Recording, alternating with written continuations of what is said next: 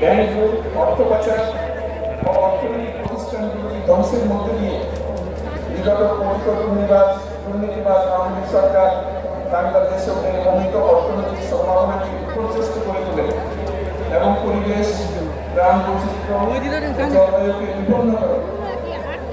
এবং যেহেতু শেখ হাসিনার ফ্যাসিস্ট সরকারের বিরুদ্ধে রাজনৈতিক দল, ছাত্র শ্রমিক সংগঠন সহ সমাজের সর্বস্তরের জনগণ গত প্রায় 16 বছর যাবৎ নিরন্তর গণতান্ত্রিক সংগ্রাম করে জেল জুলুম, হামলা মামলা, খুন, বিচার বহির্ভূত হত্যাকাণ্ডের শিকার হয়।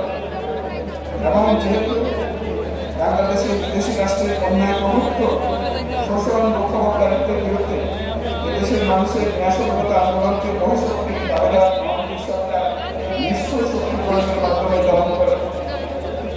এবং যেহেতু অবৈধভাবে ক্ষমতা অব্যাহত রাখে আওয়ামী লীগ সরকার 3টি প্রহসনের নির্বাচনে এই জাতীয় সংসদ নির্বাচন দেশের মানুষকে ভোটাধিকার থেকে বঞ্চিত করে। যেহেতু আওয়ামী আমাদের ভিন্ন মতের রাজনৈতিক নেতা কর্মী তরুণদের নিষ্ঠুরভাবে নির্যাতন করা হয় এবং সরকারি চাকরিতে নিয়োগ এবং